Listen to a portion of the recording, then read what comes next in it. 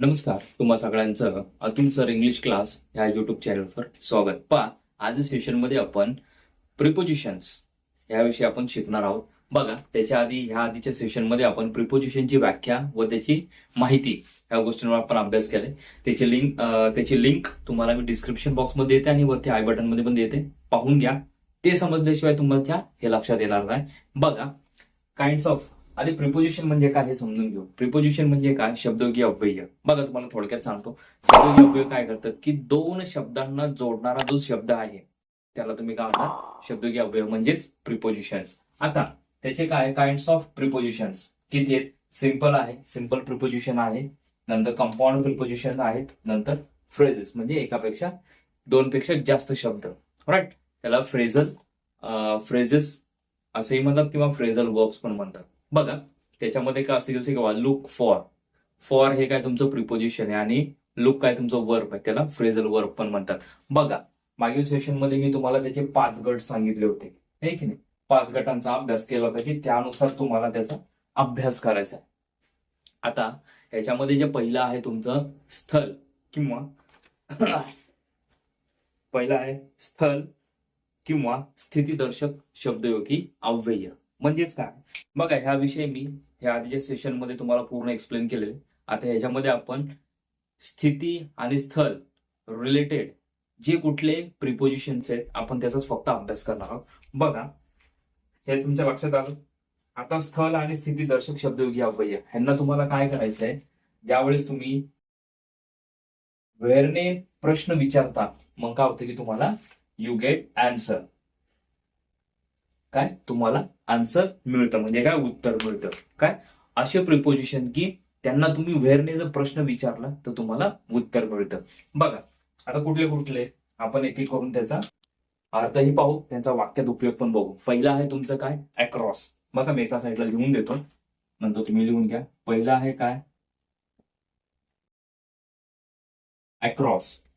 आता अक्रॉस म्हणजे काय? च्या पलीकडे. बघा, तुम्हाला उदाहरण देतो मी.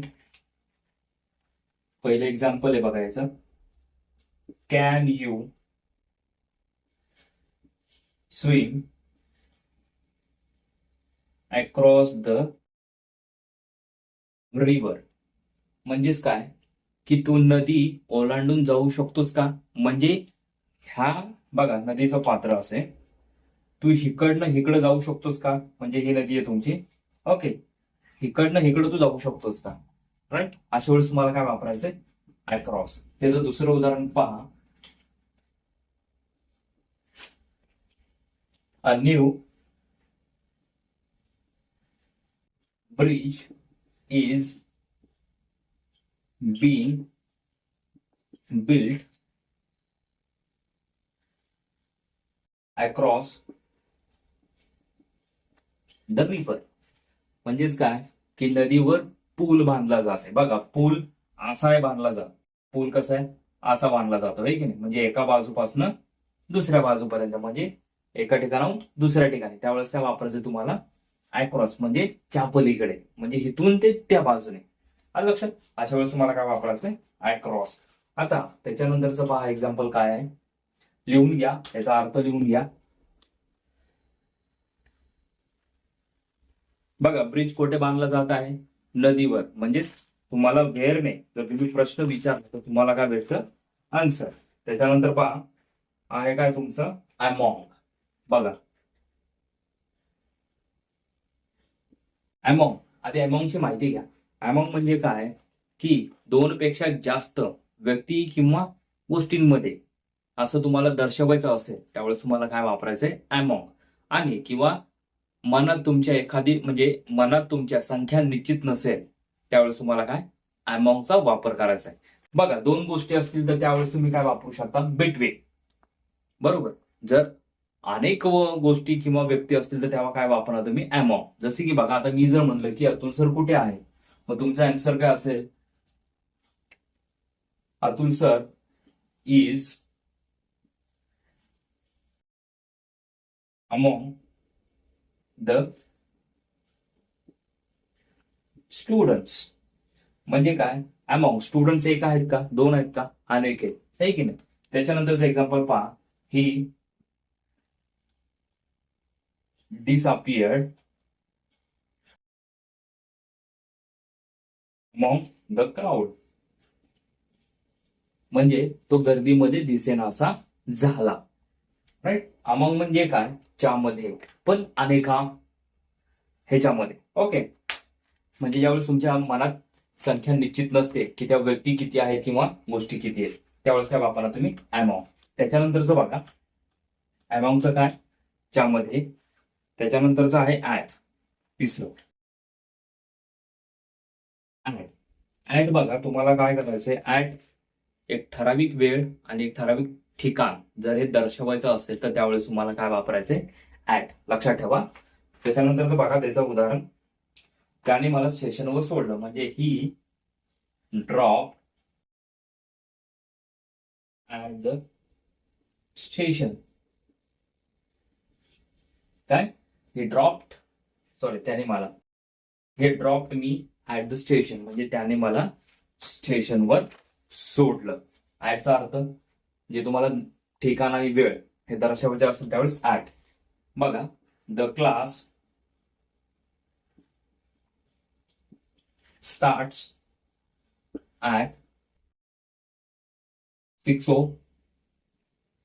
o'clock, म्हणजे क्लास 6 वाजता चालू होतो किंवा सुरू होतो. आलं लक्षात. म्हणजे इथं वेळ दर्शवण्यासाठी ऍट आणि इथं जागा दर्शवण्यासाठी काय, म्हणजे स्थान दाखवण्यासाठी ऍट वापरायचं. ओके. त्याच्यानंतरचं आहे बिहाइंड. काय, बिहाइंड. खूप सोपं आहे. 4 नंबरचं बिहाइंड. बघा याचे एक्झाम्पल्स. बघा, बिहाइंडचा अर्थ काय आधी समजून घ्या. बिहाइंड म्हणजे काय, च्या पाठीमागे. बघा, आता तुम्हाला काय म्हणायचं आहे की आमचं घर पोस्ट ऑफिसच्या पाठीमागं आहे. असे म्हणू शकता की माझं घर हे शाळेच्या पाठीमागं आहे की नाही. मी शाळेच्या मागं राहतो. बघा, I live behind my school. बघा, एक एक्झाम्पल झालं. नंतर आहे my house is behind the post office. म्हणजे बिहाइंडचा अर्थ काय, च्या पाठीमागे. म्हणजे माझं घर हे काय, पोस्ट ऑफिसच्या पाठीमागं आहे. किंवा असे म्हणू शकता की मी शाळेच्या मागं राहतो. आलं लक्षात. च्या मागे असं ज्यावेळेस असेल त्यावेळेस काय वापरायचं तुम्हाला, बिहाइंड. बघा, त्यानंतरची वाक्यरचना पटापटा घेऊ. त्यानंतर आहे तुमचं नेअर. काय, नेअर म्हणजे त्याचा अर्थ काय होतो, जवळ. काय, नियर म्हणजे काय, जवळ. बघा, वाक्यरचना बघा. Don't go near that wire. आता हे काय तुमचं इम्पेरेटिव्ह सेंटेन्स, म्हणजे आज्ञार्थक वाक्याचं काय, निगेटिव्ह, म्हणून इथं आपल्याला क्वेश्चन मार्क येणार नाही. म्हणजे don't go near that wire, म्हणजे त्या वायरी जवळ जाऊ नकोस. आहे की नाही. Don't go near that house, म्हणजे त्या घराच्या जवळ जाऊ नकोस. Don't go near that car, म्हणजे त्या गाडीजवळ जाऊ नकोस. ओके. आलं लक्षात. नियरचा अर्थ काय, जवळ. बघा, त्याच्यानंतरचं पहा 6 नंबरचं. बघा, 6 नंबरचा आहे काय, इन. इनचा अर्थ काय होतो बघा, लक्षात ठेवा. इन म्हणजे काय, एखादी गोष्ट तुमची ऑलरेडी आधीच आतमध्ये आहे त्यावेळेस तुम्हाला काय वापरायचंय, इन. आलं लक्षात. बघा, ही स्पोक इन मराठी, म्हणजे काय की तो मराठीत बोलला. म्हणजे इनचे 2 अर्थ होतात. एक म्हणजे च्यामध्ये आणि आत, आणि काय कळलं, फक्त त लागतं, घाईत. ही वॉज इन अ हरी, म्हणजे तो घाईत होता. हे की नाही. आय लिव्ह इन डोंबिवली, म्हणजे मी डोंबिवलीत राहतो किंवा डोंबिवलीमध्ये राहतो. आलं लक्षात.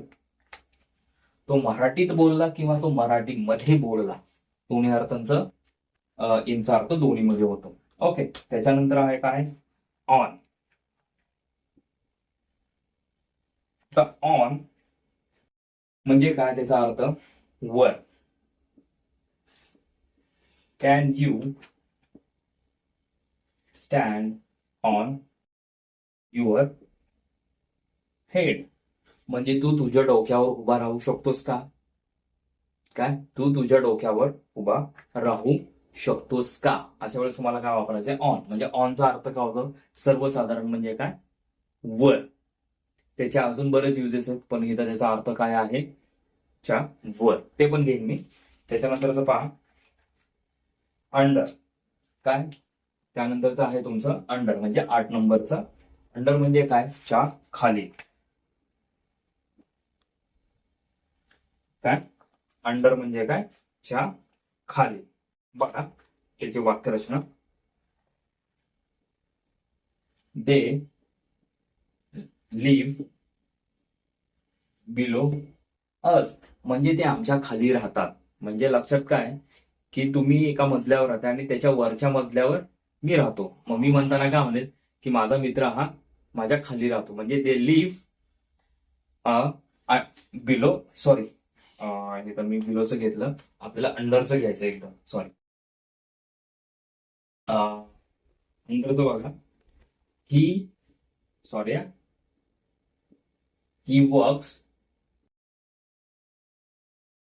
अंडर मी, म्हणजे तो माझ्या खाली काम करतो. म्हणजे असं नाही की माझ्या खाली, तो माझ्या हाताखाली काम करतो.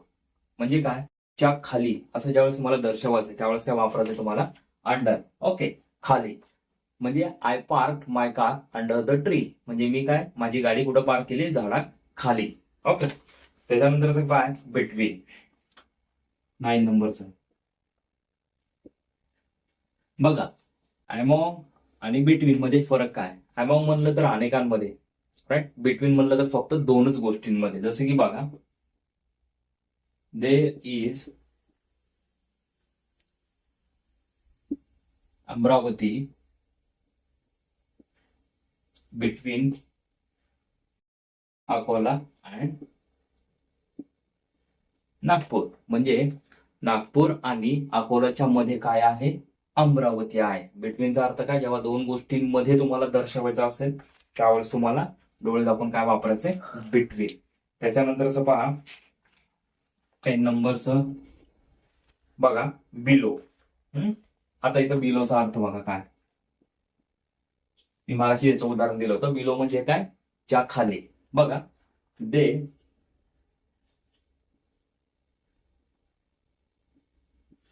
लिव्ह बिलो अस, म्हणजे ते आमच्या खाली राहतात, म्हणजे आमच्या खालच्या मजल्यावर राहतात. अशा वेळेस तुम्हाला दर्शवायचं असेल त्यावेळेस काय वापरायचंय, बिलो. त्याच्यानंतरच काय बघा, बिसाईड.